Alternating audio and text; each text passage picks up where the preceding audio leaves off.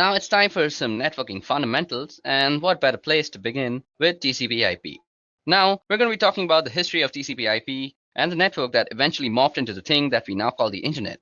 So this thing began in 1969 and it spun out of this government organization called ARPA, which Advanced Research Projects Agency, and they had an idea to create a computer network that was resilient to a certain type of military attacks. And the idea was to have this network that could survive certain types of war and warlike conditions. So ARPA sent out this request for proposals to BBN, which is Bolt, Baranek, and Newman, and they were previously an acoustical consulting company, and they won the contract to build what was called the ARPANET. The first connection was in 1969, so that's where we get the idea that the internet began in 1969. And the internet, as we call it now, didn't really begin, but ARPANET did. And ARPANET has a long history that goes through NSF net in 1980s, and after ARPANET was sort of decommissioned, and a lot of other networks were folded into this thing called NSF net that then turned into what we now call the internet. And once a lot of other networks were connected into its first protocol on the ARPANET, initially there were 18 to 22 protocols, which was very first protocol defining communication on ARPANET. And it was called 1822 protocol because BBN report 1822, which describes how it worked shortly. And after that, there was this thing called the Network Control Program. And the network control program consisted of ARPANET's host-to-host protocol and an initial control protocol. Now, there's certainly not a direct correlation or an analogy here, but if you want to think about it in particular, where you could say that the ARPANET host-to-host protocol is kind of like UDP, and the initial connection protocol, or ICP, is kind of like TCP. So the host-to-host protocol provided a unidirectional flow control stream between hosts, which sounded a little bit like UDP. And ICP provided a bidirectional pair of streams between two hosts. And again, these aren't perfect analogies, but the host-to-host protocol is a little bit like UDP, and ICP is a little bit like TCP now. Now, the first router was called an interface message processor, and that was developed by BBN. It was actually a ruggedized Honeywell computer that had special interfaces and software. So the first router wasn't a ground-up built piece of hardware, but it was actually an existing piece of hardware that was specially purposed for this particular application. So Honeywell had this computer that they made out, and BBN took that and made some specific hardware interfaces and wrote some special software that allowed it to turn into this interface message processor, which passed messages over ARPANET from one location to another. So where did IP come in here in 1973? So IP came in here as well in 1973, as I just said, and a guy by the name of Vint Cerf and another guy by the name of Robert Kahn took the ideas of NCP and what the ARPANET was doing, and they tried to come up with some concepts that would work for the needs that the ARPANET had. And so by 1974, they had published a paper that was published by the IEEE, and they proposed some new protocols. They originally proposed a central protocol called TCP. Later on, TCP was broken into TCP and IP to get away from the monolithic concept that TCP was originally. So they broke it into more modular protocols, and thus you get TCP and IP. So how do we get to our version 4, which is IPv4, since that's the kind of internet that we're using right now? Version 6 is coming and has been coming for many, many years now, but we're still kind of version 4. So how did we get here between 1977 and 79? And we went through version 0 to 3 by 1979, and 1980 we started using version 4. And that's eventually became the de facto protocol on the internet. In 1983, when NCP was finally shut down, because of all the hosts on the ARPANET were using TCP/IP by that point in 1992, work began on an IP next generation, and for a long time, all of the specifications in the RFCs talked about PNG eventually, and IPNG became known as IPv6. You may be wondering where IPv5 went. Well, it was a specially purposed protocol that had to do something with streaming and certainly not a widespread thing. One of the differences between IPv4 and IPv6 is that IPv6 has a 128-bit address, which gives us the ability to have some ridiculously large numbers of devices that have their own unique IP address. IPv4 by comparison has only 32-bit addresses, and as you've probably heard, we're well on our way to exhausting the number of IP addresses that are available, and we've done a lot of things over the years to conserve address space and reuse address space so we can continue to extending to the point till where we completely run off IPv4 addresses. Another thing about IPv6 is it attempts to fix some of the inherent issues in IP, and some of those has to do with security concerns, and there are certainly a number of flaws, and IPv4 And when they started working on IP next generation or IPv6, they tried to address some of those concerns in some of those issues. And they may not have done it perfectly, but it was certainly an attempt. And IPv6 attempted to fix some of the issues that were inherently in IP. And so that's the history of TCP/IP till where we've reached today. Okay, so now that we've discussed a brief history on TCP/IP and how it came about to the TCP/IP version 4, let's discuss the model itself. Now we're going to be discussing two models, and those are the OSI model and the TCP/IP model. Now, as I said, we'll be talking about the OSI and TCP models for network protocols and the network stacks. OSI, first of all, is the one that you see out here. It's the one on the left-hand side of the screen, and OSI stands for Open Systems Interconnect. And in the late 1970s, they started working on a model for how a network stack and network protocols would look originally. The intent was to develop the model and then develop the protocols that went with it. But what ended up happening was after they developed the models, TCP/IP started really taking off. And the TCP/IP model was what went along with it and matched better what was going on with TCP/IP, which became the predominant protocol, and as a result, the OSI protocols never actually got developed. However, we still use the OSI model for a teaching tool, as well as a way of describing what's going on within the network stack. And in networked applications, you'll often hear people talking about different layers, like that's a layer 2 problem, or we're under a layer 3 space.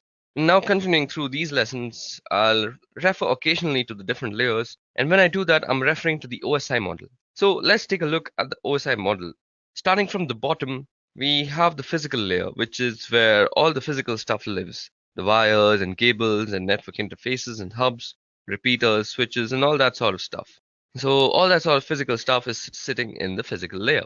Now sitting above this is the data link layer, and that's where the Ethernet protocol, ATM protocol, frame relay, those sort of things live. Now I mentioned the switch below the switch lives at layer 1, but it operates at layer 2. And the reason it operates at layer 2 is because it looks at the data link address and the layer 2 or physical address, and that's not to be confused within the physical layer. It does get a little mixed up sometimes, and we refer to the MAC address. Now, the MAC address is not the physical address that I'm talking about. It is the message authentication code address on a system the MAC address on a system as a physical address because it lives on the physical interface and bound physically. However, that MAC address or media access control address lives at layer 2 at the data link layer. The network layer, which is right above at layer 3, that's where the IP lives, as well as ICMP, IPX, and from IPX, SPX suite of protocols from novel routers operate at layer 3, and at layer 4 above that is the transport layer. That's the TCP, UDP, and SPX again, from the IPX SPX suite of protocols. And above that is the session layer, and that's layer 5, and that's AppleTalk, SSH, as well as several other protocols. And then there's a presentation layer, which is layer 6, and you'll often see people refer to something like JPEG or MPEG as examples of protocols that live at that layer. Then there's a presentation layer, which is the final layer, which is layer 6, and you'll often see people refer to something like JPEG or MPEG as examples of protocol that live at that layer. And then they live at that layer, which is the presentation layer. Finally, we have layer 7, which is the application layer, and that's HTTP, FTP, SMTP, and similar application protocols, whose responsibility is to deliver and use a functionality. So that's basically the OSI model, and that's the 7 layers of the OSI model. And there's some important thing to note here. That is, when we are putting packets onto the wire, the packets get built from top of the stack from the top of the stack to the bottom of the stack, which is why it's called a stack. Each layer sits on top of the other, and the application layer is responsible for beginning the process, and then that follows through the presentation session and transport layer and down through the network data link until we finally drop it on the wire at the physical layer. When it's received from the network, it goes from the bottom up and we receive it on the physical and it gets handled by the data link and then the network and till the application layer. So basically, when a packet is coming in, it comes in from the application, goes out from the physical, and then when it's going out also, it goes from the physical through the data link, then the network, transport session, presentation, and application, and finally to the target system. Now, what we're dealing with is an encapsulation process. So at every layer on the way down the different layers, add bits of information to the datagram or the packet. So that's when it gets to the other side. Each layer knows where its demarcation point is. While it may seem obvious, each layer talks to the same layer on the other side. So when we drop a packet out onto the wire, the physical layer talks to the physical layer, and in other words, the electrical bits that get transmitted by the network interface on the first system are received on the second system. On the second system, the layer 2 headers that were put by the first system get removed and handled as necessary. Same thing at the network layer. It's the network layer that puts the IP header, and it's the network layer that removes the IP header and determines what to do from there, and so on again. While it may seem obvious, it's an important distinction to recognize that each layer talks to each layer. While it may seem obvious, it's an important distinction to recognize that each layer talks to each layer. And when you're building a packet, you go down through the stack, and when you're receiving, you come up through the stack. And again, it's called a stack because you keep pushing things on top of the packet and they get popped off the other side. So that was detailed and brief working on how the OSI model is set up and how the OSI model works. Now let's move on to the TCP/IP model, which is on the right hand side. And you'll notice that there's a really big difference here. That being that there are only 4 layers in the TCP/IP model as compared with the 7 layers of the OSI model. Now we have the network access layer, the internet layer, the transport layer, and the application layer, and the functionality. Now we have the access layer, the internet layer, the transport layer, and the application layer. The functionality that the stack provides is the same, and in other words, you're not going to get less functionality out of the TCP/IP model. It's just that they've changed where different functionality resides and where the demarcation point between the different layers are. So there are only 4 layers in the TCP/IP model, which means there are a couple of layers that have taken in functions from some of the OSI models, and we can get into that right here. The difference between the models at the network access layer in the TCP/IP model that consists of the physical and the data link layer from the OSI model. So on the right here, you see the network access layer that takes into the account the physical and the data link layers from the OSI model.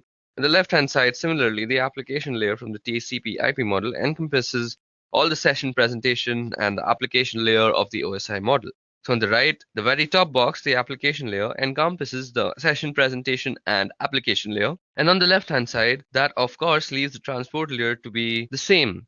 And in the OSI model, they call it the network layer. And in the TCP/IP model, it's called the internet layer. Same sort of thing, that's where the IP lives. And even though it's called the internet layer as compared to the network layer, it's the same sort of functionality. So those are the really big differences between OSI and TCP/IP model.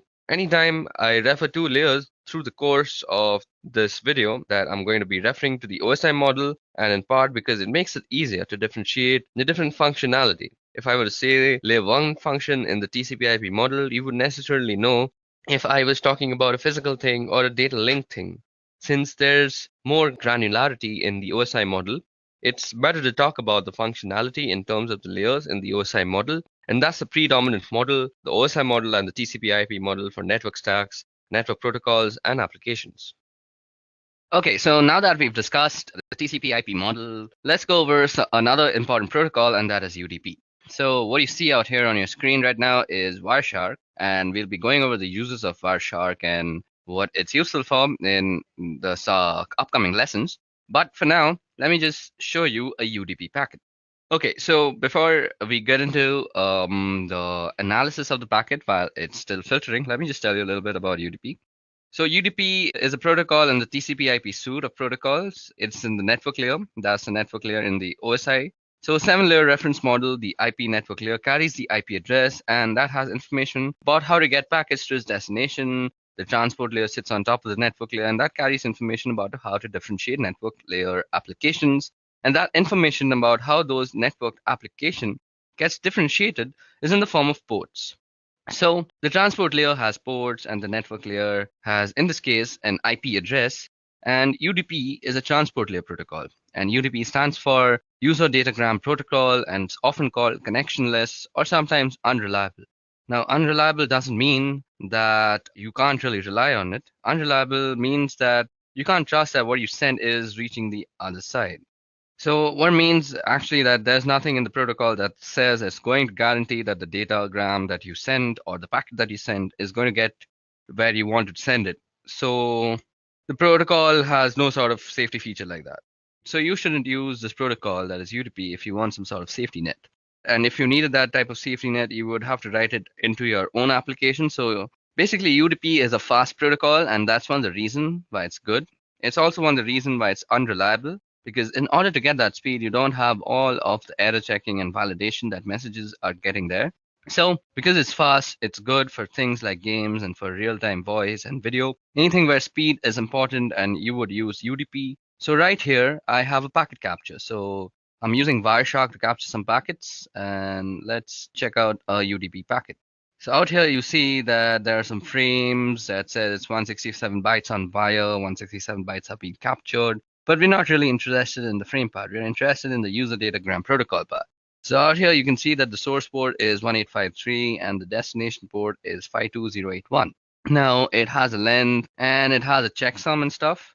So as you guys see out here, well, we don't really see a bunch of information. What you only see is the source port and the destination port, the length, and there's also a checksum. So UDP doesn't come with an awful lot of headers because it doesn't need any of the things that you see in the other packet headers. The only thing it needs is to tell you how to get the application on the receiving host, and that's where the destination port comes in. And once the message gets to the destination needs to know how to communicate back to the originator, and that would be through the source port or a return message. So a return message would convert the source port to a destination port and send back to that port in order to communicate with the originator. So we have a source port and destination port, and the length is a minimal amount of checking, and to make sure that if the packet that you received is different from the length that's specified in the UDP header, then there may have been something wrong. So you may want to discard the message to check for more messages. So the checksum also makes sure that nothing in the middle was tampered with, although it's if there's some sort of man in the middle attack or something like that, a checksum is pretty easy to manufacture after you've altered the packet. So you can see here in the message that there's a number of UDP packets. Some of them just say UDP. The one I look at happens to be from some Skype application, I guess. So talking to Skype servers, and we've already got the DNS. Now DNS also needs some fast response times because you don't want to spend a lot of time looking up information about servers that you're going to before, because just to go to them. So DNS servers throw out their queries onto the wire using UDP hopping to get fast sponsors. They don't want to spend a lot of time setting up connections and during all the negotiating that comes with a protocol like TCP, for example. So here you see that the DNS is using UDP, and what we've got here is another UDP packet with port destination and all sorts of stuff. So you can see it out here. So you can see the checksum, it's unverified checksum status. So you can check out all sorts of stuff using Wireshark. So that was about UDP, or the user datagram protocol. Okay, so now that we're done with the user datagram protocol, let's talk about addressing modes. So addressing modes is how you address a packet to your different destinations. So there are three kinds of addressing modes.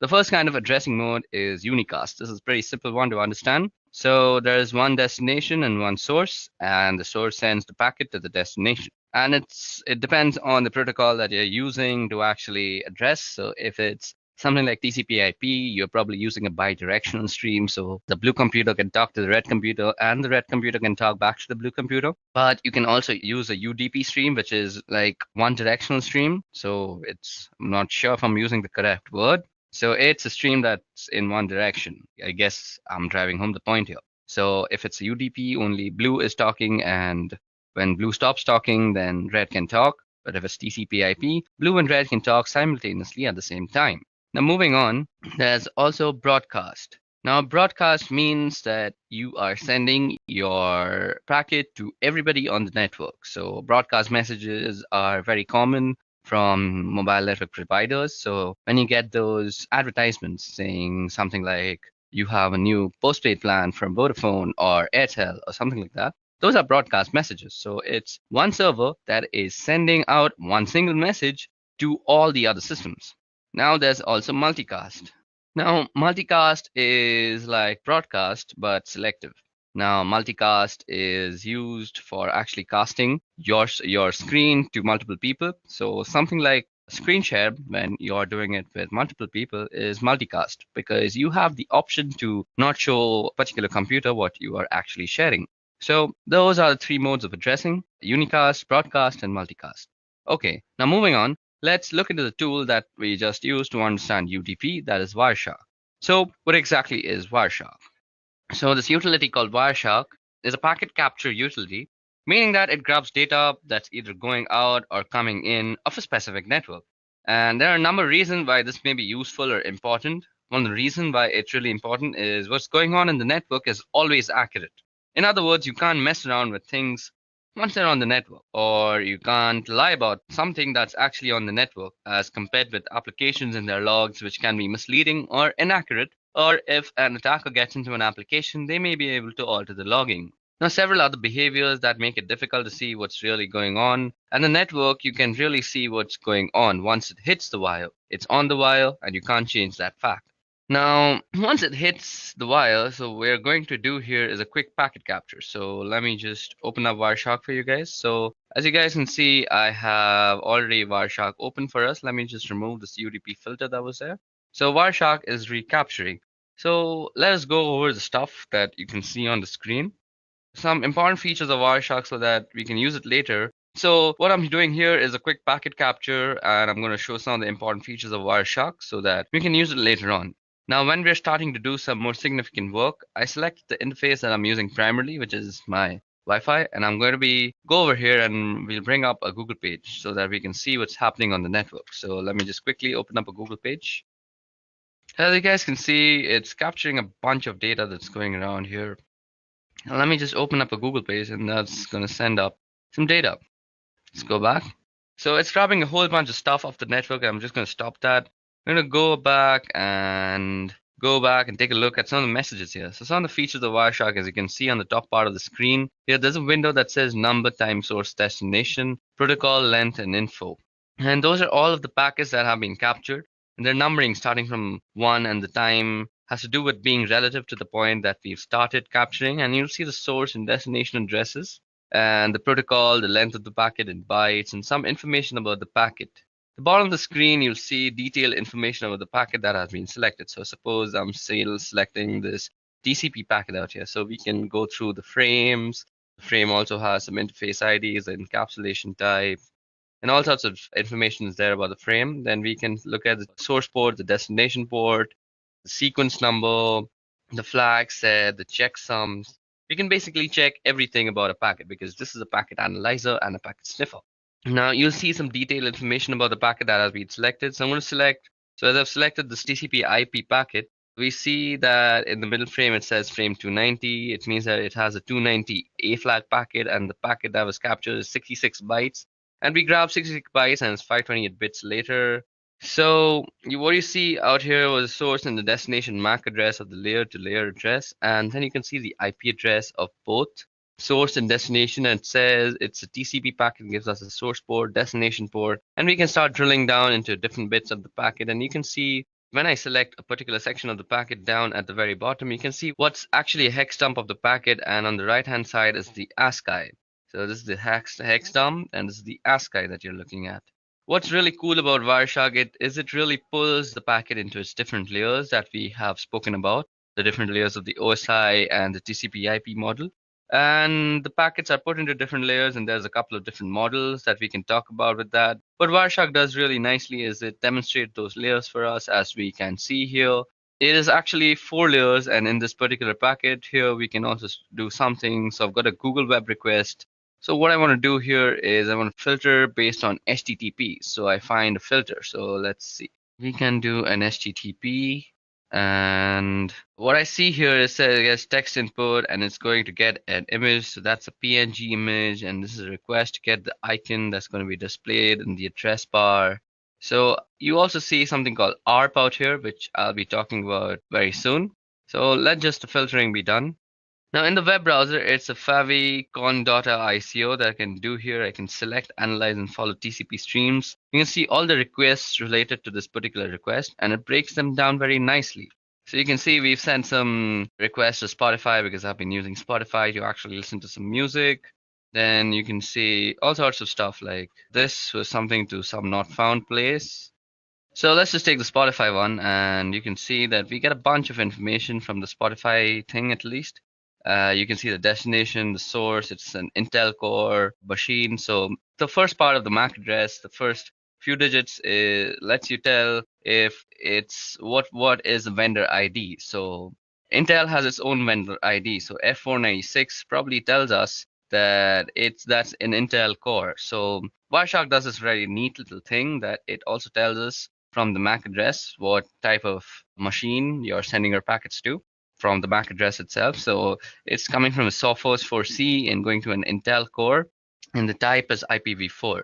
So that was all about Wireshark. You can use it extraneously for packet sniffing and packet analysis. Packet analysis comes very handy when you're trying to actually figure out how to do some stuff like IDS evasion, where you want to craft your own packets and you want to analyze the packets that are going into the IDS system to see which packets are actually getting detected as some intrusion. So you can craft your packet in a relative manner so that it doesn't get actually detected by the IDS system. So this is a very nifty little tool.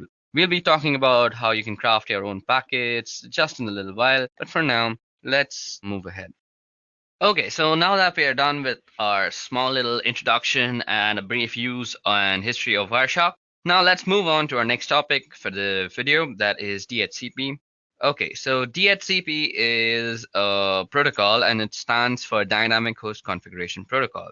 So DHCP is a network management protocol used to dynamically assign an internet protocol address to any device on a network so they can communicate using IP. Now, DHCP automates and centrally manages these configurations rather than requiring some network administrator to manually assign the IP addresses to all the network devices. So DHCP can be implemented on small local networks as well as large enterprises. Now, DHCP will assign new IP addresses in each location when devices are moved from place to place, which means network administrators do not have to manually initially configure each device with a valid IP address. So if a device with a new IP address is moved to a new location of the network, it doesn't need any sort of reconfiguration. So versions of DHCP are available for use in the Internet Protocol version 4 and Internet Protocol version 6. Now, as you see on your screen is a very simplistic diagram on how DHCP works. So let me just run you down. DHCP runs at the application layer of the TCP IP protocol stack to dynamically assign IP addresses to DHCP clients and to allocate TCP IP configuration information to DHCP clients. This includes subnet mask information, default gateways, IP addresses, domain name systems, and addresses. So DHCP is a client-server protocol in which servers manage a pool of unique IP addresses, as well as information about client configuration parameters, and assign addresses out of those address pools. Now, DHCP-enabled clients send a request to the DHCP server whenever they connect to a network.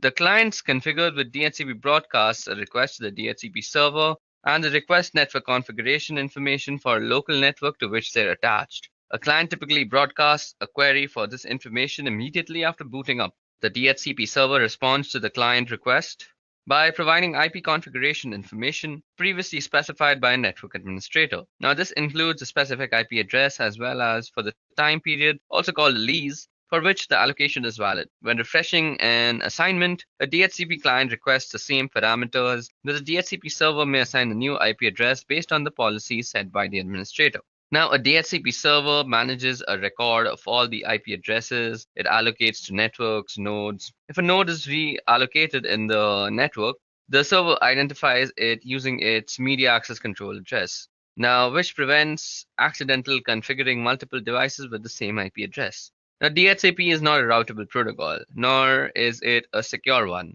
DHCP is limited to a specific local area network, which means a single DHCP server per LAN is adequate. Now, larger networks may have a wide area network containing multiple individual locations depending on the connections between these points and the number of clients in each location. Multiple DHCP servers can be set up to handle the distribution of addresses. Now, if network administrators want a DHCP server to provide addressing to multiple subnets on a given network, they must configure DHCP relay services located on interconnecting routers that DHCP requests to have to cross. Now, these agents relay messages between DHCP client and servers. DHCP also lacks any built-in mechanism that would allow clients and servers to authenticate each other. Both are vulnerable to deception and to attack, where rogue clients can exhaust the DHCP server's pool. Okay, so let's move on to our next topic, and that is why use DHCP. So I just told you that DHCP doesn't really have any sort of authentication, so it can be fooled really easily. So what are the advantages of using DHCP? So DHCP offers quite a lot of advantages. Firstly is IP address management. A primary advantage of DHCP is easier management of IP addresses. In a network without DHCP, you must manually assign IP address. You must be careful to assign unique IP addresses to each client and to configure each client individually. If a client moves to a different network, you must make manual modifications for that client. Now, when DHCP is enabled, the DHCP server manages the assigning of IP addresses without the administrator's intervention. Clients can move to other subnets without manual reconfiguration because they obtain from a DHCP server new client information appropriate for the new network.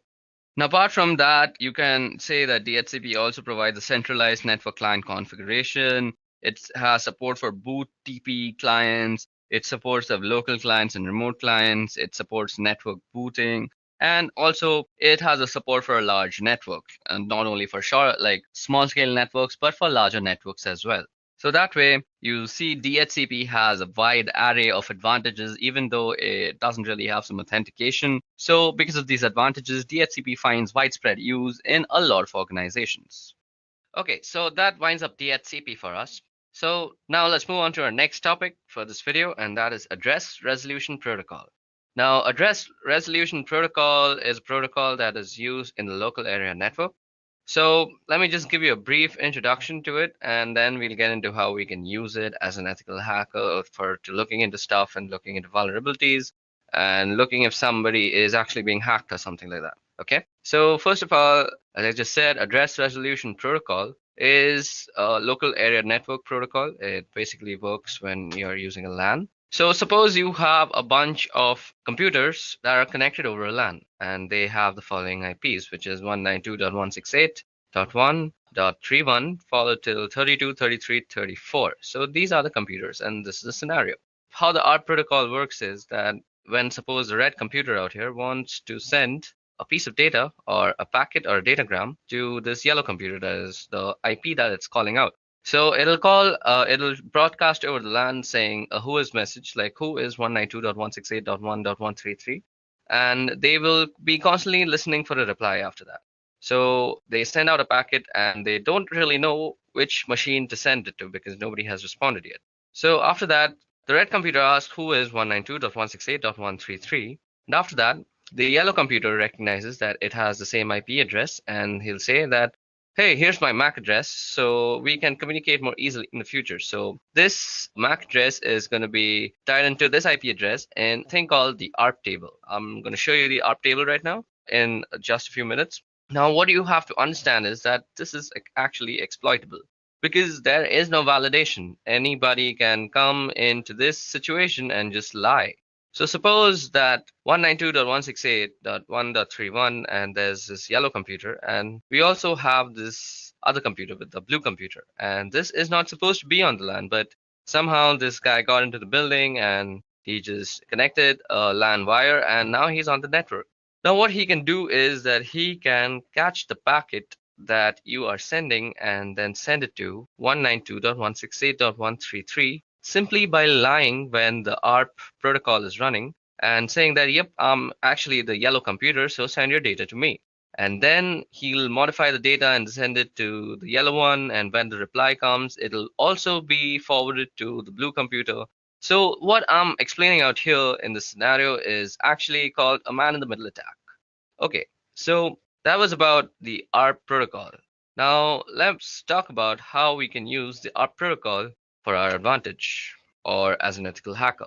Okay, so now that we know how ARP actually works, let me show you how you can access the ARP table of your computer. So what you have to do is just open up command prompt and all you go is ARP A. Now, this is not specific to Windows. It can be run on any machine that has the TCP/IP suite of protocols installed on its computer. So every computer system, what is called an ARP table, and the reason it's called an ARP table is because it matches a layer 2 or physical address or MAC address to an IP address. And that's what ARP address resolution protocol is. And what it resolves is an IP address to a MAC address or a physical address. And the MAC or physical address are interchangeable because they mean the same thing. The reason it's called a physical address is because it is a physically on a network interface, which is, of course, a physical device. So it's sometimes called a physical address, that's sometimes called a MAC address for media access control. So I might use MAC address and I might use physical address to make a particular point, but it means the same thing. So you can see here that the IP address and there are the MAC addresses. So these are the IP addresses and these are the MAC addresses. and they're listed in the ARP table, and I've done -A, which means show me all your ARP entries. While I'm doing this on a Windows system, as I just said, it's possible on a Linux system and anything with a TCP/IP suite of protocols installed, because it's an important utility to have in order to help diagnose any issue with your network problems. So this is how you would display an ARP table, and as I said, ARP is just a mapping from IP address to MAC address. So let me show you how the protocol looks like when it's actually working. So let's head over to Wireshark. So we choose the interface that we want to see. Okay, now all we do is put on a filters that says ARP. So if you guys see out here, there is this R packets that we are finding. So this is how it looks like. And I just said that it's a who has and a tell me. Now, there is no authentication. So when this guy is looking for, okay, so who has 192.168.2.172. Now, if we go to the hardware and if you see out here the MAC address, that the target MAC address is empty because it hasn't gotten a reply yet. Now, when the MAC address is given, they're just interchanged and it is sent back. So the sender MAC address is a Broadcom, and Wireshark does a really neat job at getting out the vendor names from the DNS, I mean from the MAC address. So there's this Astrock thing, then there's Google, as I just saw out here, some Google phone, I guess, maybe an Android, I'm not really sure. This is how ARP looks like, and this is how ARP works. And if you're trying to do a man in the middle attack, and you shouldn't be trying to do that because that's completely unethical, but just in case you were trying to force a man in the middle attack, you could just try to forward the IP to your own address and just spoof your name while ARPing it. So you can use other tools like EtherCap for that. Now, that was all about